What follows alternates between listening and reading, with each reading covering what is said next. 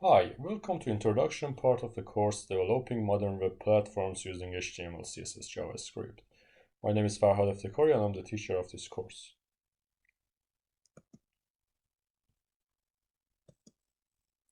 Here are some course links where you can find the material of the course. And here are some typographical conventions that we're going to use throughout the course. Make sure to get familiar with them. You're going to encounter them at the bottom of the slides. Each of them means something, so make sure that you know exactly what they means. For instance, this icon means if you encounter in one of the slides, there is a link that you can find at the end of the slides to find more knowledge regarding that topic.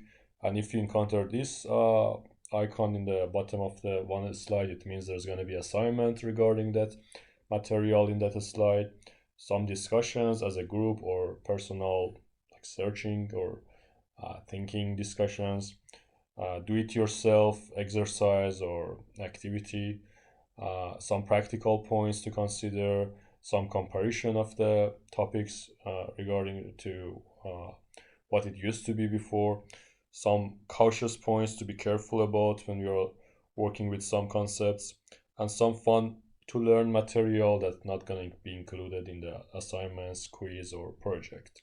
But it's nice to know and it's a good knowledge, but nothing really important to memorize. The material of the course has been divided into three different level as easy, moderate, and hard difficulty level material. It's up to the students how deep they want to gain their knowledge. Some people just want to get familiar with the topics as an introduction level, and some others would like to gain more knowledge about them. So it's up to you how deep you want to gain knowledge according to the topics of the course. Here are also slides frameworks. It's going to be a title of the slide, difficulty level indicator, slide number, and then if you enter this code at this link, you're going to be redirected to exact part of the tutorial video according to that slide. Content, and then those conventional icons that we discussed earlier, course name and section name. The content of this part of the course is the following. You're going to get familiar with the story of internet from where it got started, the advent of World Wide Web or WWW, how the web works, how web can get access to. We're going to get familiar with common web protocols and get introduced to solutions for hosting our projects and websites. And then things to consider when you are to host a website, how to register a domain, importance of having web developing skills for software engineering, comparison between web applications and desktop applications, developing concerns that developers go through when they want to create the websites, what was the evolution of HTML and responsive design concept, and also get familiar with editors, what we gonna need that we want to create web pages, and then we're gonna be familiar with Atom Text Editor, which is a very powerful HTML editor that you can use in order to create websites and web pages. And then we're gonna get familiar with how to target our audience and then have our design of the website according to them, and then from where we can create mockups for our design, and then we're gonna get familiar that by using templates we can already know what's kind of design our end product gonna have, and then we're familiar with websites statistics, how we can get the best out of them, but how in what way they're gonna be beneficial for us, and what is the concept of search engine optimization, and how we can publish our websites, and then get familiar with browsers and related topic according to browsers when it comes to developing websites. So as you can see here, there are introduction topics which are really beneficial for us to learn before we actually learn about how we can create HTML, CSS, and JavaScript files and applications. This part is the introduction part, and I hope you get beneficial knowledge throughout this part of the course. So our approach in this course, first gonna be familiar with this introduction part, and then introduction to web as a web applications, editors, design, publishing, websites, browsers, And then in the next part of the course, in part B, we're gonna get familiar with HTML elements, page structures, working with text, lists, images, tables, forms, and the other HTML elements and HTML5. And then in the part C, we're gonna get familiar with understanding CSS and how CSS works, and different topics related to CSS. And then finally in the part 4, we're gonna get familiar with JavaScript and related topics according to JavaScript. And as an extra introduction part to the material, in HTML, we're going to get familiar with HTML5 elements. In CSS, we're going to get familiar with Bootstrap. And in JavaScript, we're going to familiar with JavaScript libraries such as jQuery, AngularJS, React.js as a very limited and introduction knowledge. And then later, a student can, by himself or herself, find out more about these libraries and these other topics which are really related. But at first, we're gonna make sure we understand the concept of and the need of and these applications and necessarily knowledge to start to be familiar with HTML, CSS, and JavaScript. Here are some definitions that throughout the course we're going to use. You're going to encounter them, so it's nice to know what do they really means, this kind of abbreviations. HTML stands for Hypertext Markup Language, WWW stands for World Wide Web, URI stands for Uniform Resource Identifier, HTTP stands for Hypertext Transfer Protocol, FTP stands for File Transfer Protocol, and WSIWYG stands for what you see is what you get. Later you're going to be familiar with. Some editors gives you the design view that somehow throughout developing them, you will see somehow how close it's going to be to the actual design of these web applications while you are making them. Especially at the beginner level, it could be beneficial for beginners to use, but at the end, text editors and HTML editors using these elements and creating and writing them could be more beneficial for more professional level, of course. TCP/IP stands for Transmission Control Protocol, and IP at the end stands for Internet Protocol. DNS stands for Domain Name Server. You will fully get familiar with this concept later. And CSS stands for Cascading Style Sheets. And SEO stands for Search Engine Optimization. And finally, IDE stands for Integrated Development Environment. Here is the history of internet.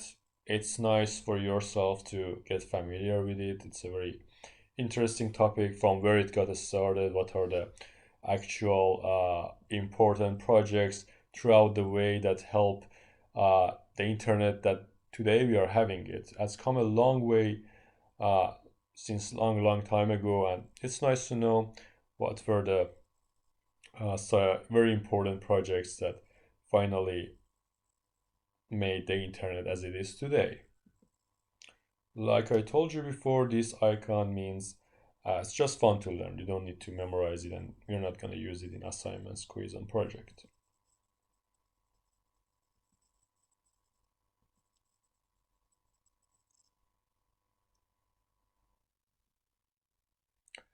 And Sir Tom Berners-Lee invented the World Wide Web in 1989. This is this guy, that the first www web page that has been created by this guy, and we are all thankful of him. Nowadays, this internet that we have for today, definitely this guy had a very great impact on it and made the process much faster to become what it is for today. So by October of 1990, Tim had written the three fundamental technologies that remain the foundations of today's web. HTML, which is Hypertext Markup Language, the markup formatting language for the web. URI, which is Uniform Resource Identifier, a kind of address that is unique and used to identify to each resource on the web. It's also commonly called a URL. And then HTTP, which is a Hypertext Transfer Protocol, allows for the retrieval of linked resources from across the web. Later, we're gonna learn much more about these protocols like HTTP and HTTPS and the others. And here is the world's first web page that has been launched. A copy of the site is still available here in this link that you can see, and here is the look of that page. Pretty simple, very basic and simple, but it's the first web page that has been placed in the internet. And here is the source code. If you are already familiar with HTML, you can see that the thing that we have today as HTML is very similar to this first web page. There are still many concepts are the same. Some has been changed, but as you can see, the fundamental of this HTTP has been created and then it's been used from the first web page. So how the web works? Here you can see an example. We have a client and we have a server. So when a client wants to receive something from the server, it needs to send a request to the server, and then server, based on that request and identifying the client when they're having access to each other, send back the response. So this is the principle of how internet and how web works. There are a lot of servers around the world, and we as users and clients, whenever we want to have access to a website, want to see a web page or any resource on the internet, we send a request, and then the server that receives the request send back a response, and we can receive whatever resource that we are looking for. So clients are the typical web users' internet connected devices, for example, your computer connected to your Wi-Fi or your phone connected to your mobile network, and web accessing software available on those devices, usually a web browser like Firefox or Chrome. And servers are computers that store web pages, sites, or apps. When a client device wants to access a web page, a copy of the web page is downloaded from the servers onto the client machine to be displayed in the user's web browser. There are some important topics which is important about understanding how web works. First, we need to have an internet connection. Internet connection allows you to send and receive data on the web. It's basically like the street between your house and the shop. TCP/IP, which stands for Transmission Control Protocol, and Internet Protocol, are communication protocols that define how data should travel across the web. This is like the transport mechanism that lets you place an order, go to the shop, and buy your goods. In our example, this is like a car or a bike on your own 2 feet. And DNS, which stands for Domain Name System Servers, are like an address book for websites. When you type a web address in your browser, the browser looks at the DNS before retrieving the website. The browser needs to find out which server the website lives on, so it can send HTTP messages to the right place. This is like looking up the address of the shop you can access to. And HTTP, which stands for Hypertext Transfer Protocol, is an application protocol that defines a language for clients and servers to speak to each other. This is like the language you use to order your goods. And finally, components files.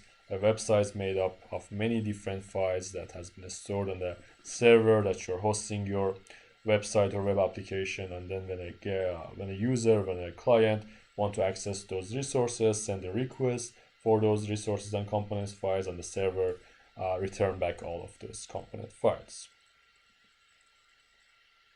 So basically, when you type a web address into your browser, there are few steps that you need to get familiar with. First, as we discussed, the browser goes to the DNS server and finds the real address of the server that the website lives on. So different domains can be stored in a single server. A server can host as many domains that it wants. It's a question of performance and quality of the server, and how much is like reliable to store, how many domains, how many resources, and reliability of the server comes from this concept.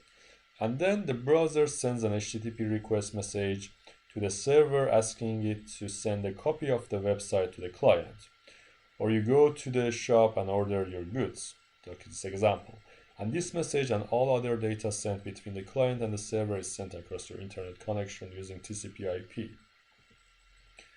And then provided the server approves the client's request, the server sends the client a 200 OK message, which means of course you can look at the website. Here it is. And then it starts sending the website's files to the browser as a series of a small chunk called data packets. It's like the shop gives you your goods and you bring them back to your house. And then finally the browser assembles the small chunks into a complete website and display it to you. So here was 4 steps that whenever we enter some URL in the browser address, it goes through, and at the end the browser shows us the actual website and actual web page. So for instance, when you want to go to Google website, you enter google.com, but using DNS, actually this is the IP address of Google.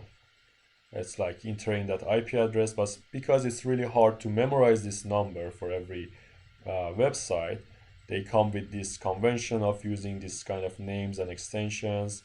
And by entering that, it first, as we described earlier, it goes to some kind of a server, and then this number, like just like a phone book, being retrieved, and then after that your browser can communicate with this server address, and it's just for making the whole process easier and easy to remember for the visitors and users. And you can easily get a website IP address of any websites and domain by opening your command prompt and use ping domain name, whatever domain that you're looking for command. Here's an example that I pinged actually google.com, and you can see that this IP address returned a result for me, and then we know that now this is the IP address of google.com. You can use it for whatever domain that you're looking for.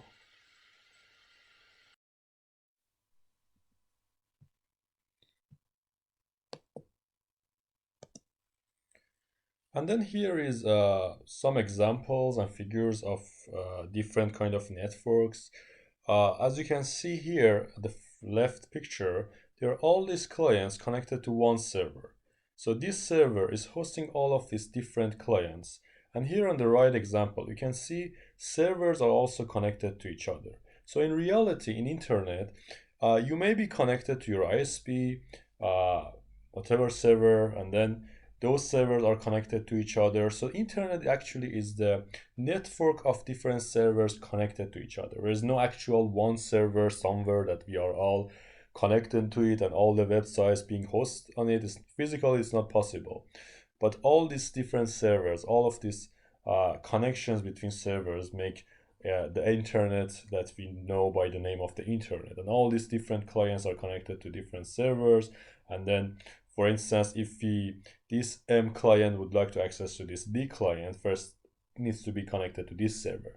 And then when they send the request to this server receives the request, and then this server requests to this one, and then this server requests to this other server which is connected to this D client, and then it gets back all the way to M again. So this is how it works in very brief way of like describing the whole thing. And let's now get familiar with common web protocols. It's nice to know different ones, what's the purpose of each one, description of them, and what make these protocols powerful and what's the purpose of using them. We're going to get familiar with HTTP and then HTTPS, FTP, and Mails protocol as well. So first, let's be familiar with protocol. Protocol is a set of rules governing the way that devices communicate with each other. And port is an application or process a specific communication endpoint attached to an IP address. HTTP protocol. The Hypertext Transfer Protocol, or HTTP, is a networking protocol behind the World Wide Web. HTTP allows for transmission of hypertext documents and web pages. HTTP works on port 80 and 8080. So when it comes to transmission of hypertext documents and web pages, HTTP is the protocol that is beneficial. And that was the protocol also. The guy that the first web page has been created by himself has been introduced as well. And then we have HTTPS, which is the secure edition of HTTP as well. So it stands for Hypertext Transfer Protocol Secure, or HTTPS, which is a combination of the Hypertext Transfer Protocol with the SSL TLS protocol to provide encrypted communication and secure identification with a network web address. HTTPS is often used when sensitive information is being sent over the internet, for example, on internet banking web pages.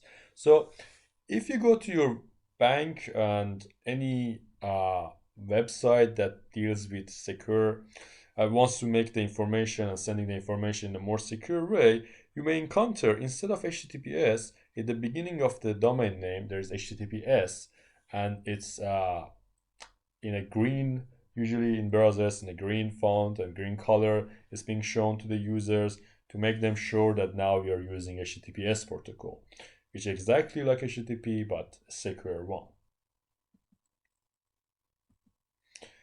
And now that we're going to create websites, FTP protocol is also very beneficial and important for us because this is the protocol that we have to use in order to transfer our files to the server that is hosting our domain or application or whatever we are using.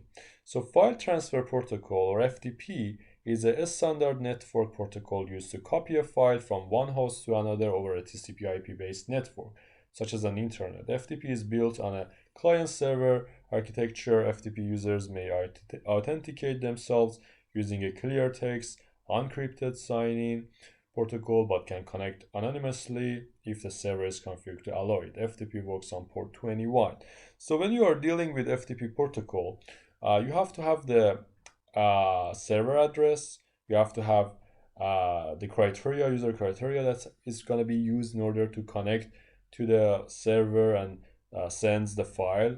So it's essential, and sometimes servers allows anonymous login, but it's not very common and it's not secure that you let your FTP server being access to with anonymous. But for some reasons, for file sharing reasons, uh, especially before that, when FTP has been used like to share files and documents, it was common that they let this anonymous connectivity being happen, and users can anonymously connect to a FTP server and receive the documents. They weren't able to remove or modify anything, but they were able to just copy and download the files and documents.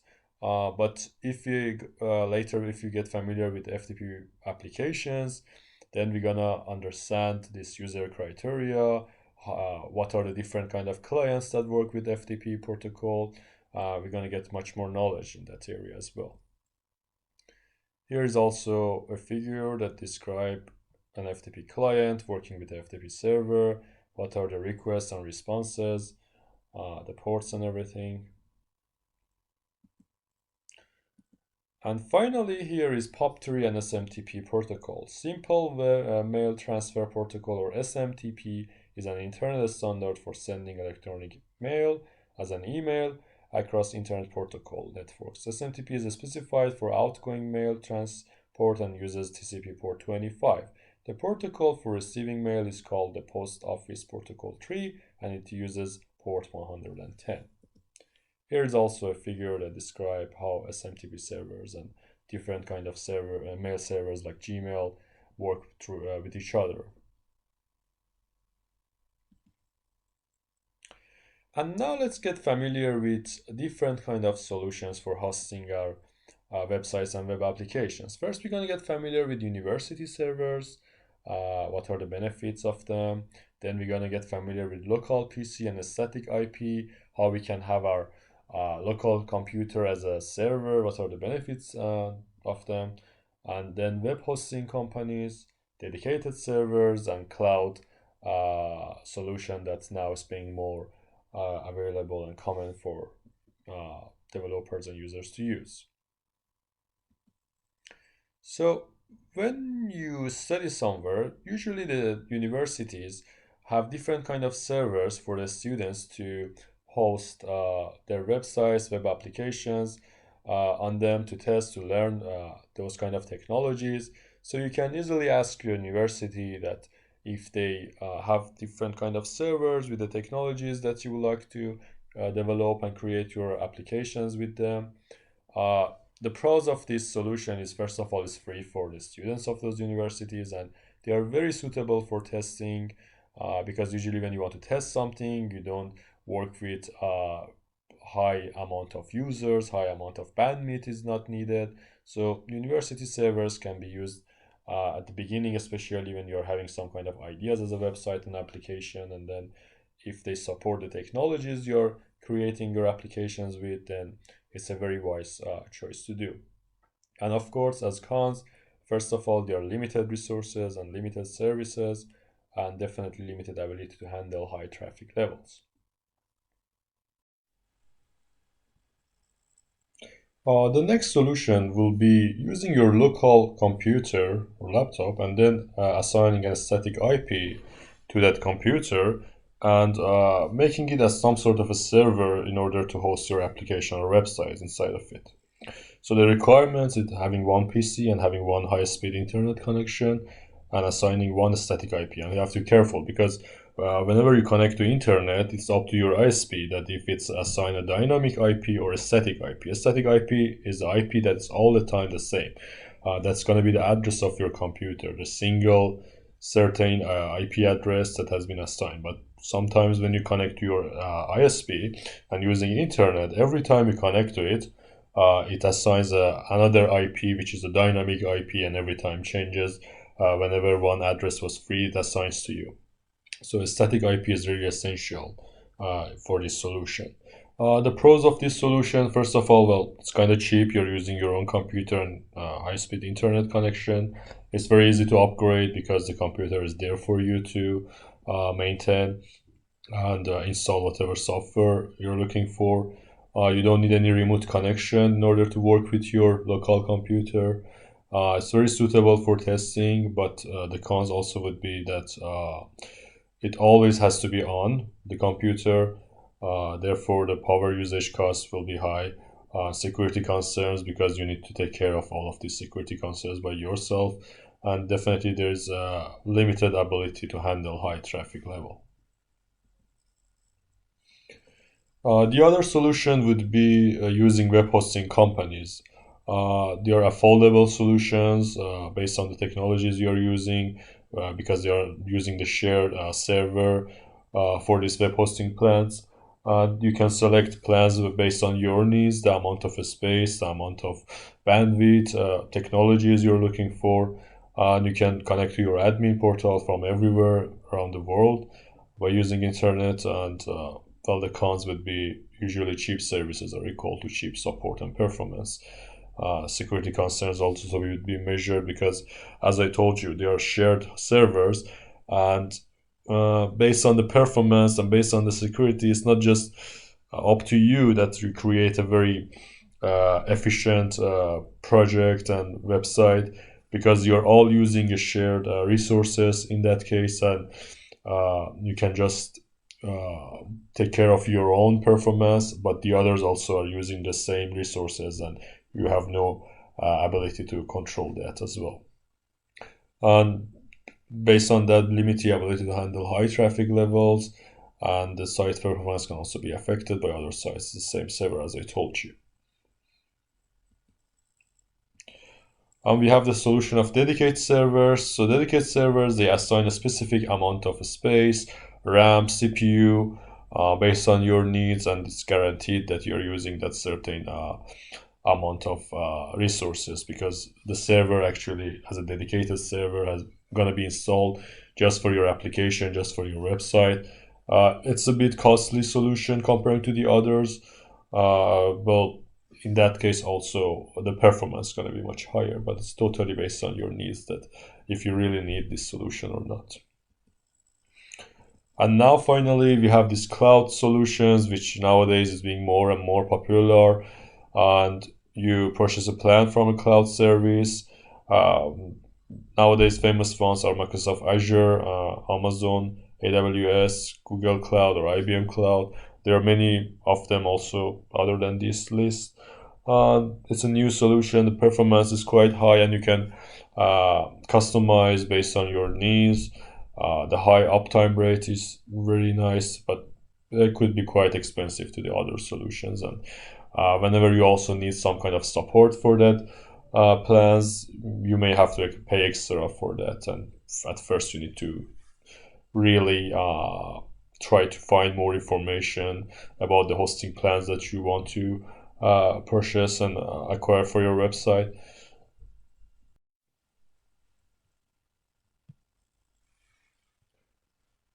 I would like you to, if you're alone, think for yourself, if you're watching this with someone, discuss and compare these all solutions that we describe.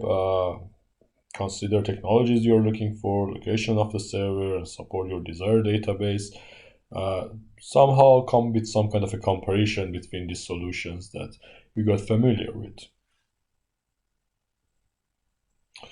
And you have to always consider the fact that for testing, you better try cheapest solutions, and for releasing a end user product or application, you better try solutions that comes with a better performance.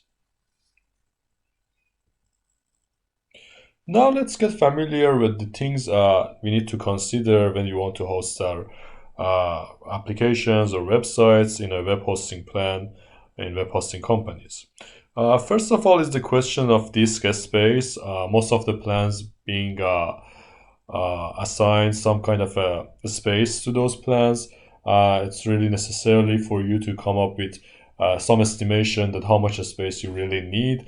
Of course, you can all the time upgrade it, so it's better come up with some kind of optimum estimation that for a while that I'm gonna need this amount of a space, and whenever you find out you really need more space or more resources, then you can all the time upgrade it. Then what is important is bandwidth, which every month you have to somehow estimate how much space, how much of the size of the resources your end user is gonna download from your website. Each user, for instance, that visit a web page of your website, the server needs to send all of those data to your end user, and then each month all of this amount being summed up, and then you can get some kind of a report that this month we consume this month of bandwidth, and then you have some kind of estimation for later on as well. Then it comes the importance of defining the technologies you're going to use on the back end, because these servers, if they are running Windows or if they're running Linux, Unix, or whatever operating system they're having, they pre-install some kind of technologies on them. For instance, if you are using Microsoft Family Technologies, it's wiser that your website, your web server, the operating system is Windows. For instance, if you're using PHP or Python, then you don't necessarily need Windows servers. Usually Windows servers are a bit more expensive because they require license for their operating system, but the non-Windows servers, they don't require this kind of licenses. And if you are having a database on your application, then it's also essential for you to find out if that hosting plan also supports that certain database. Usually MySQL is being supported because it's free and they just install it on their servers, but if you're using MS SQL Server, then you need to find out if they support that MS SQL Server or not. And if you're also assigning email addresses to your, for instance, employees or your website, like your info or contact or whatever, support or whatever email addresses you're having, you also need to find out how many mail servers that web hosting plan can you can assign and you can define, and what are the size and like total amount of space that you can use for that mails as well. And also support could be essential. Sometimes you may encounter some kind of issues with your hosting plan, and it's nice to know if they are also having a nice kind of a support services as well or not. you can sometimes send email to them. They have live support, and some of them also have phone support that you can quickly call them and figure out what's the problem and just confront the problem and come up with some solution and just make your website or web application up and running.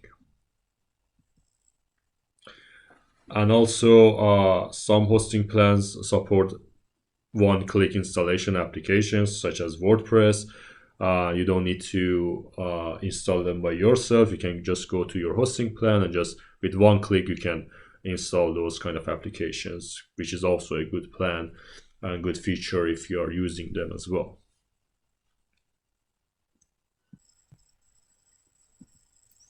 All right, now let's try to register a domain and see how the process goes. First, before we register a domain, we need to make sure the domain is available to register. It means that nobody else before that certain time registered that domain before. There are many domain registrars. You can search online, so you can search engines like register a domain. But it's always nice to register your domains in a single website, then you can manage them much easily in the same panel. Take care of the expiration date of them if they're about to get expired. Usually the website sends you an email. Usually you have to enter your credit card information, so it's much wiser to just find one reliable domain registrar and then register your domains through that website. After registering your domain, you need to point your domain DNS to the address of your hosting. But let's now first go to example website, for instance GoDaddy. Here I can search like for google.com. Let's see if google.com is available to register. They forget to renew it. All right, so it says sorry, google.com is taken, and it gives you some like ideas about like similar domains or something. Let's try something that probably it's not registered before. Yeah, so it means now it says that yes, your domain is available, buy it before someone else does. Yeah, of course, someone looking forward to this certain idea as well. Yeah, and also you can try different domain LTDs or extensions as well. Or in some domain registers, you can also try country TLDs as well, but obviously here, apparently .fi is not supported here. So this is the process goes, and then you need to register it, and then, like I said, assign the address of your domain name server to that as well. Let's get familiar with the concept of Whois for domain names. Whois is a query and response protocol that is widely used for querying databases that store the registered users for assignees of an internet resource, such as a domain name, an IP address block, or an autonomous system, but it's also used for a wider range of other information. The protocol stores and delivers database content in a human-readable format. Here, as you can see, when we send the Whois request to a server, there is a certain database that stores all of this information there, and then it returns to us. Let's try another website which gives you Whois information. There are many of them. If you also search for Whois domain, then there are many others that you can see. But here, let's just try one, and then you can see what kind of information when you're sending a request to Whois server, it returns to you. Let's try metropolia.fi. Let's see who are the owners when they register the website, and it's going to be expired. Information about DNS and everything.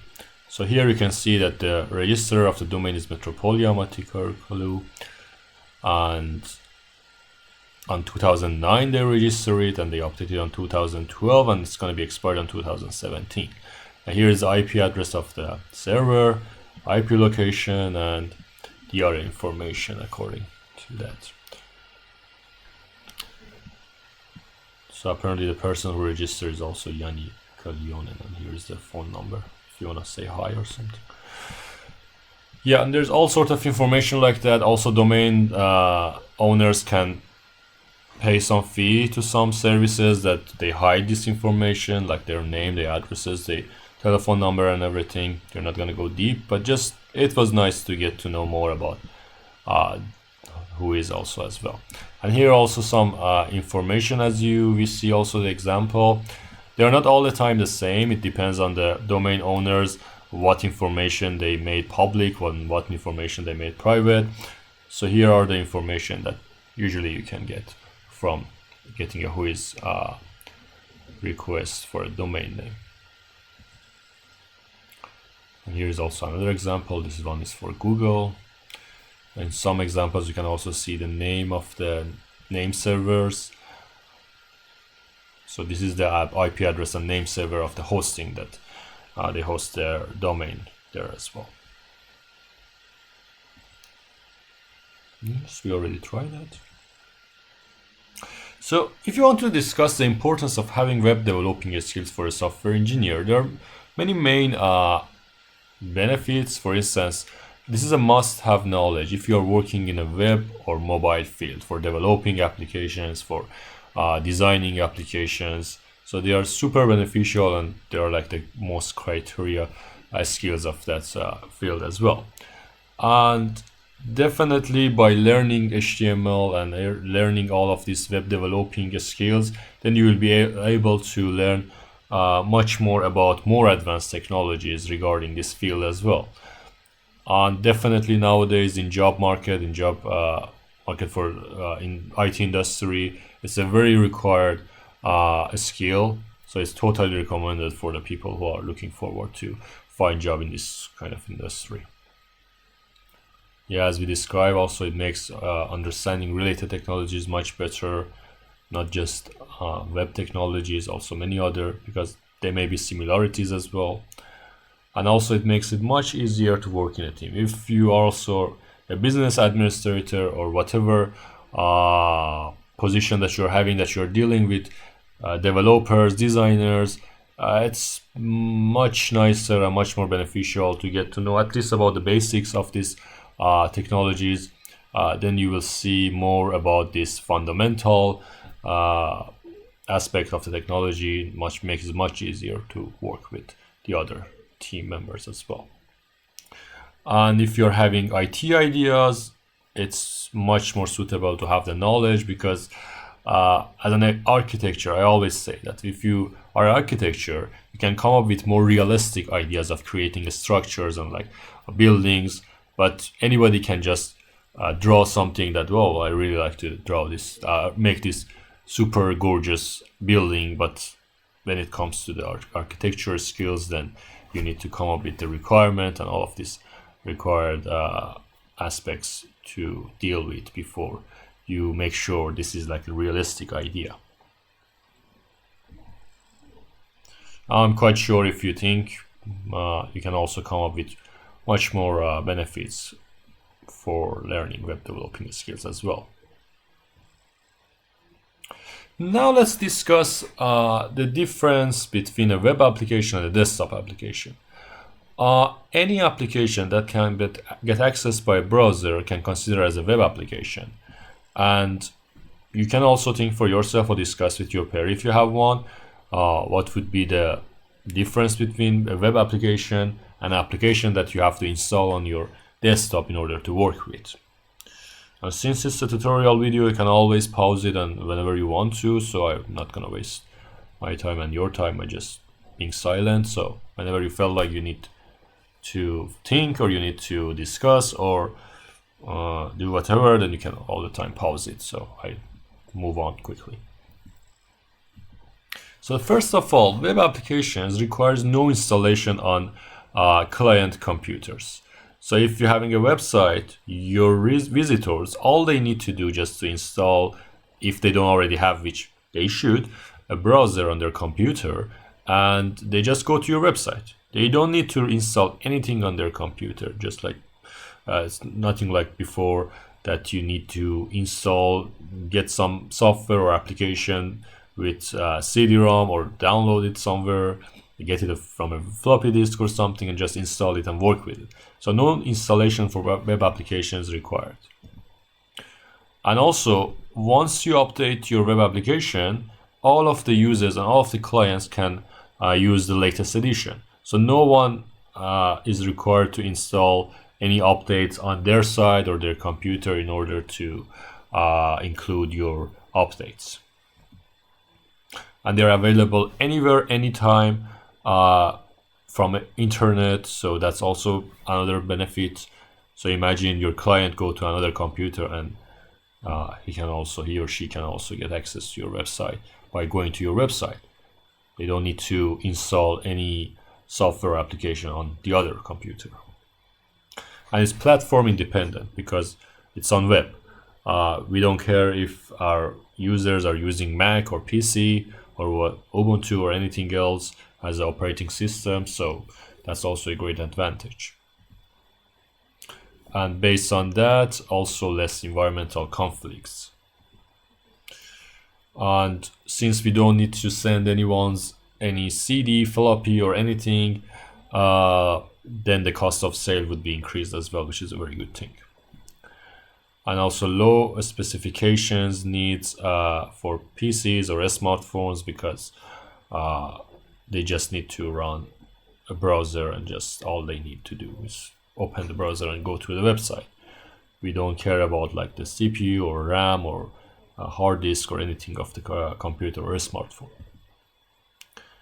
And also the cost of support will also be lower, because when they encounter any issue, if we have a customer service, we know the system, how it works, and we don't really take into consideration the specification of the user and the customer computer specification or anything else.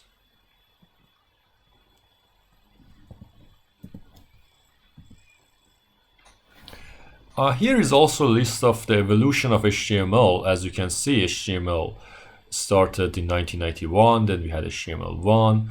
A year after that, then we had HTML2 in 1994. HTML3 has been introduced in 1995, and then other changes of HTML 3.2 in 1996 here. And then here you can see in 1996 CSS1 got been introduced, which was a very nice aspect. The introduction of CSS also opened a very nice concepts that nowadays we are like benefiting from. And then in 1998 HTML4 has been released with introduction of DHTML and XHTML. And then in 2008 HTML5 and CSS3 has been released. You may ask yourself who releases these versions and these editions. W3C, which is a World Wide Web consortium, is the main international standards organization for the World Wide Web.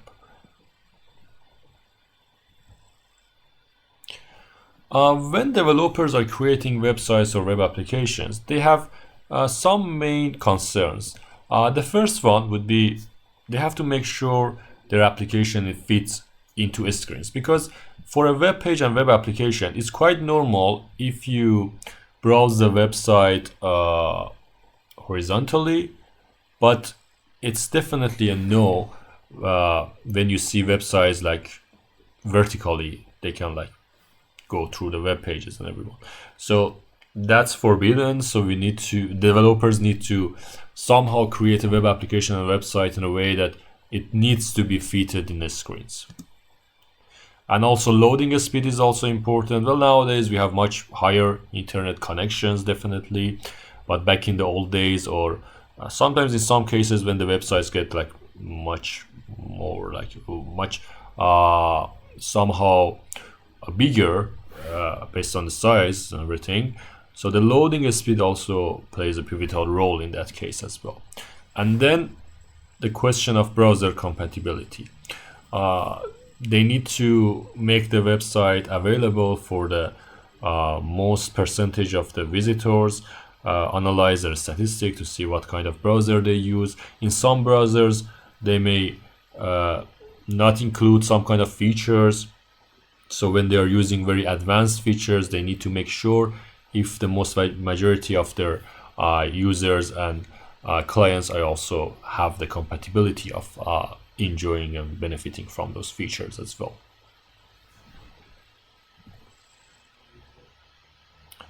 Here is an example mock-up of the concept of responsive design, where you can see. So a responsive design is a concept that you create a web page or website in a way that no matter what kind of device your users have, they may see properly those pages on their devices as well. Now let's get familiar with editors. Editors are tools that enable us to more easily write our HTML code and create web pages and websites. We're going to get familiar with some of them, and then we're going to select one of them to use throughout the course. So HTML editors that support what you see is what you get. They somehow provide a user interface similar to a word processor for creating HTML elements, which is quite beneficial as a beginner to use. But when you get more advanced, when you get to know more about the HTML elements and how you can use them in order to create pages, some more advanced HTML editors that you can only work with writing that code, it's going to be much more important and beneficial for you to use as well, because those user interface HTML editors somehow are limited. They are not going to be as beneficial to create especially responsive web pages. So we're gonna get more familiar with them, and then we're gonna select one and then see how they work.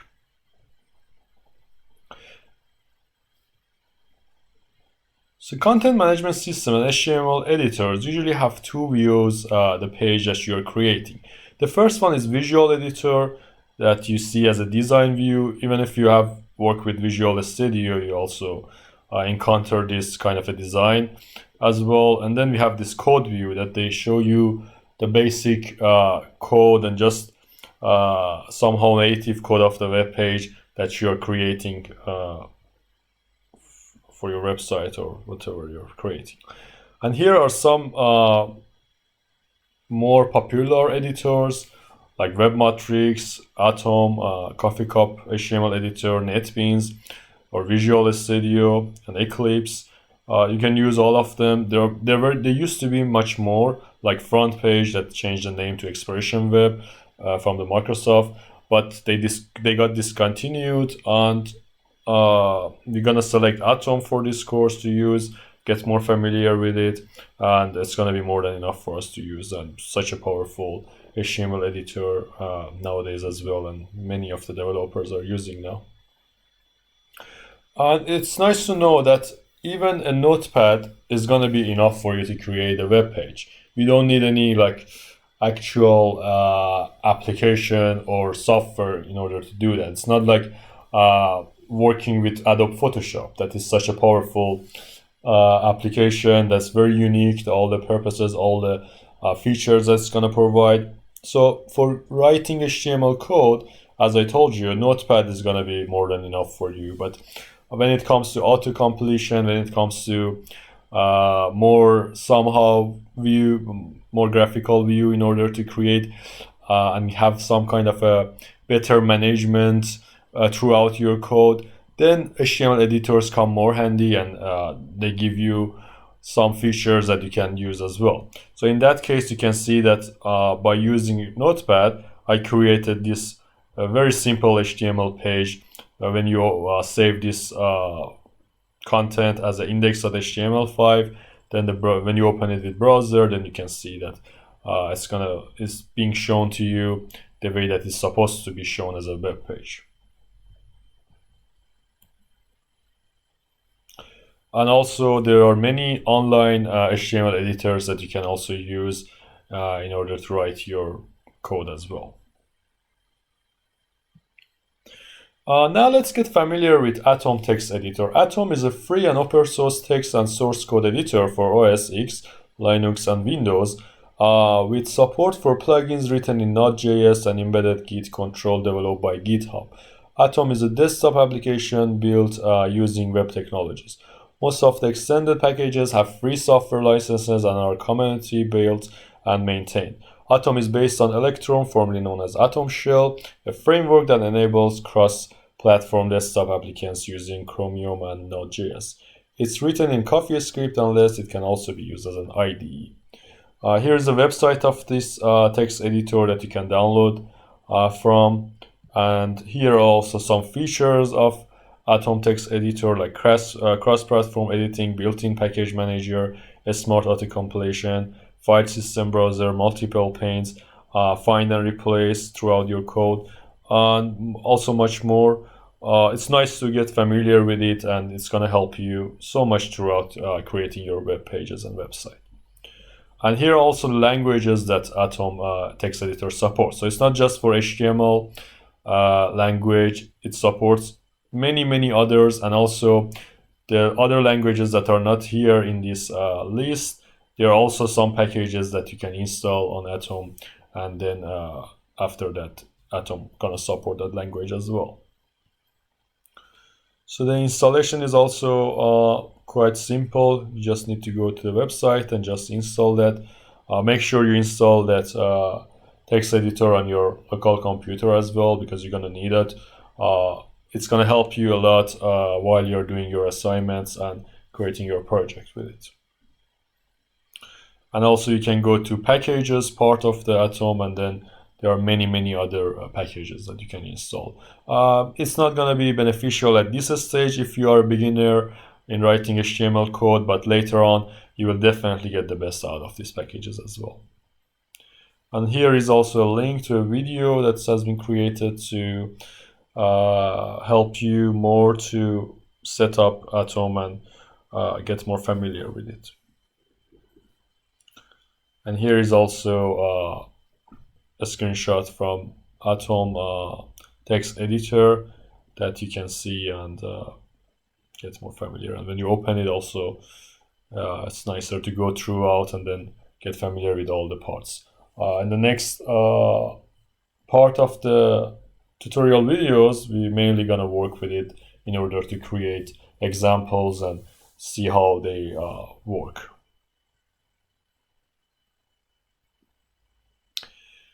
Okay, now let's get back to a little bit more fundamental of this introduction part. When you're designing a web page, when you're designing a website, first of all, you need to target your audience. So you have to ask yourself, who will visit your website? If you're creating a website for individuals, then there are many other questions that you require to ask yourself. For instance, what is the age range of your target audience? Is it some kind of a gender specific website, or all sort of questions that you can ask from yourself in order to help yourself to create a more related website based on the design for the application and your website. And also, if the website is being created for companies, all sort of other questions that you need to ask in order to come up with a more suitable design for that.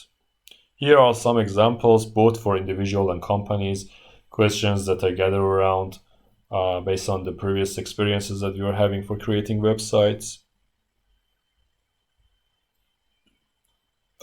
And now it's nice to also get familiar with the concept of mockups. So the more logical way to create web pages and websites is to create them first in a very basic level, just the functionality, just the whole idea, and then goes slowly to more details and deeper concepts as well. So a mockup is somehow a very basic, somehow as a drawing, somehow as some kind of placing elements, as you can see here in this example. This is like a mockup for a web page. So as you can see here, here is going to be a product title, some description, a button to, for instance, buy this product, and some video here. This is a mock-up. Nothing close to end user ready production, but something to give an idea, something to discuss, something to modify a little bit, and then after finalizing the mockups, then you get more closer by developing more details and then come up with more details in order to make your application and make your website more finalized. And also it would be nice to know that there are many websites online that gives you free templates, or you can buy in a very cheap price some kind of templates in order to adopt your website or web page designs out of them.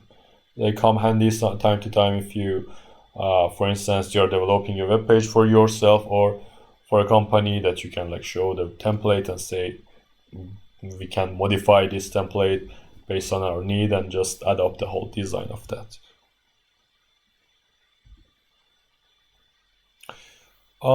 It would be also very nice to get the best out of your website statistics, because first of all, statistics gives you more realistic goals.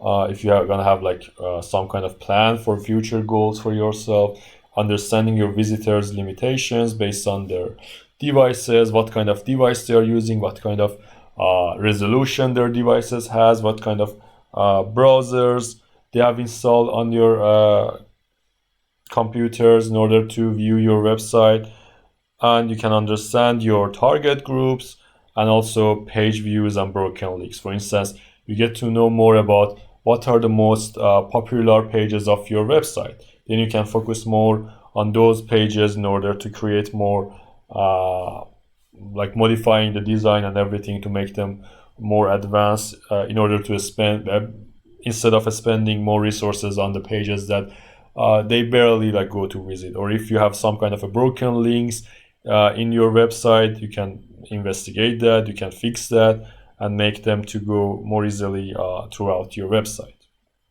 Here is also an example of a website statistic. As you can see, different kind of screen resolutions has been listed, and different percentages of the users have like those kind of resolutions as well. It's a very beneficial information that you can get the best out of. Especially if you have some sort of a marketing department and team that they can analyze this information, and there's going to be so much beneficial output coming out of those investigations and analysis. Now let's just briefly get familiar with search engine optimization concept. SEO, or search engine optimization, is a marketing discipline focused on growing visibility in organic, non-paid search engine results. SEO encompasses both the technical and creative elements required to improve ranking, drive traffic, and increase awareness in search engines. There are many aspects to search engine optimization, from the words on your pages to the way other sites link to you on the web. Sometimes SEO is simply a matter of making sure your site is structured in a way that search engines understand. So basically, when you are searching for some keywords in search engines such as Google or Yahoo, these kind of a page rankings are really important. This is really important concept if you are taking care of your marketing of your website. It's really important. The higher level you can find your website, the more visitors are gonna come from search engines, and it's a very interesting concept that for free, if you apply this kind of search engine optimization or SEO tips, your website gonna have a much higher rank on search engines, and visitors gonna come to your websites much more, comparing to a website having a not very beneficial and not very good search engine optimization concepts. Here's also a 5-credit course that you can get more about search engine optimization concept.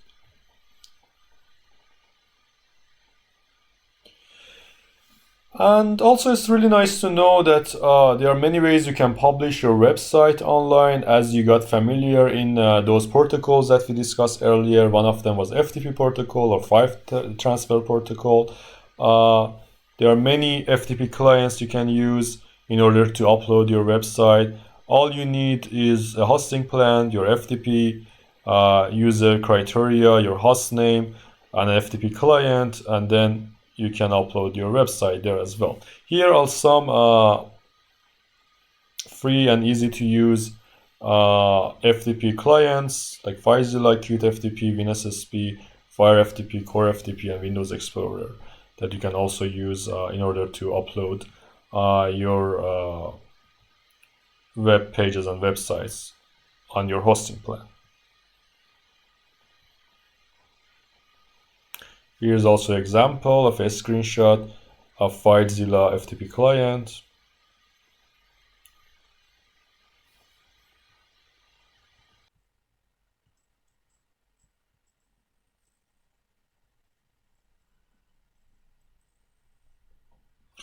Now let's get more familiar with browsers and the things that's a bit important when you're dealing with browsers. Because browsers are the platform that our web pages and websites gonna be shown by using them. The visitors and our end users can view our websites and web pages through the browsers. So it's a very important concept. It used to be much more difficult to deal with because back then the compatibility which was a much more important issues and like very difficult to handle. The websites were like very different in different browsers, but nowadays they are very more similar to each other, and now mostly, especially on the newer editions, they accept these kind of new features that they are providing. And then it comes the statistics of the browsers, what majority of the users on the internet are using different kind of browsers. So it's really important to know how to deal with browsers and how to get the best out of them, and then create websites and web pages that are being shown properly to each browsers. Here are some statistics regarding different browsers and what percentage of the users on the internet are using that. This website, these statistics are coming from w3schools.com. On this source, you can get the latest statistics as well. The visitors of that website have these kind of browsers, which is almost close to the reality and the other whole visitors of the internet as well. Well, of course, the visitors of this website are a bit more like skillful comparing to an ordinary user of internet, but like I said, it's very close to reality statistics.